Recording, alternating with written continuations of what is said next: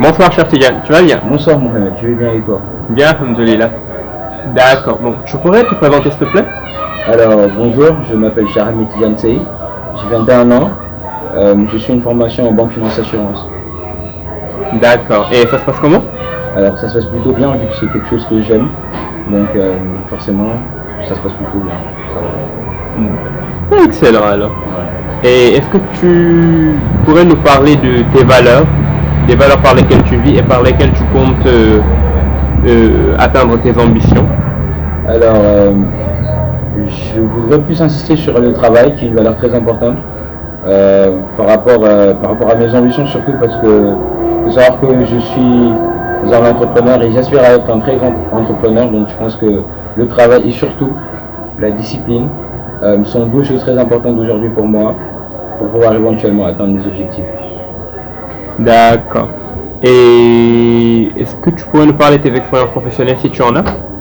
Alors, pour parler de mes expériences professionnelles, alors disons que j'ai fait de l'auto-emploi parce que j'avais déjà commencé à faire de l'e-commerce. J'avais créé ma propre boutique sur Alibaba. J'avais créé aussi ma propre marque. Donc, dans le milieu professionnel, on va dire,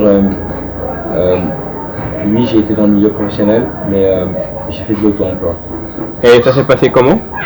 Plutôt bien. Il faut savoir qu'au début, c'était compliqué parce que c'était plutôt une question d'adaptation par rapport à mon emploi du temps, par rapport au temps, surtout parce que je devais faire mes études et faire la navette entre les deux, entre mon business et mes études. Donc au début, forcément, c'était pas facile, mais actuellement, je m'en sors pas mal.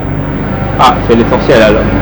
Et est-ce que tu pourrais nous parler des difficultés que tu as eu à rencontrer lors de cet emploi-là?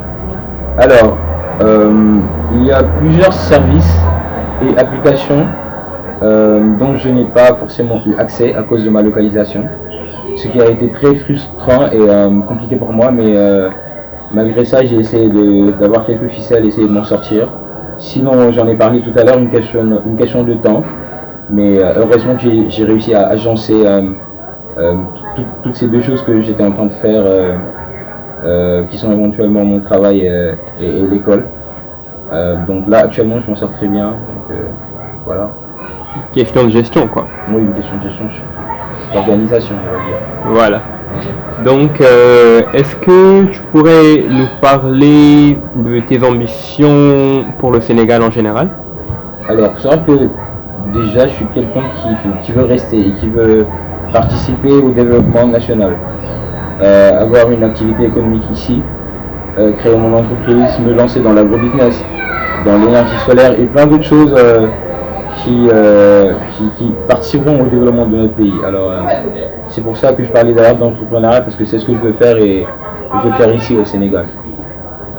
Excellent alors. Et est-ce que tu pourrais nous donner des conseils par rapport aux interactions, surtout lorsqu'on travaille au Sénégal? Ça peut être un peu dur parce qu'il y a différents types de mentalités, il y a un grand mélange. Donc comment interagir diplomatiquement pour pouvoir atteindre cet objectif? Alors il faut savoir que nous les jeunes, donc déjà on a déjà cette facilité, comment dire, on est sociable on va dire. Donc peut-être dans le milieu professionnel il y aura toujours des quiproquos, mais je pense qu'il faut faire preuve d'indulgence et surtout s'entraider et aller de l'avant. Je pense que c'est le plus important. Excellent alors. Et est-ce que tu pourrais nous donner des conseils en général pour mieux vivre et aider au développement économique au niveau du Sénégal? Alors, donc moi, en tout cas, je peux parler qu'aux jeunes, vu que je suis un jeune, je ne peux pas parler bon.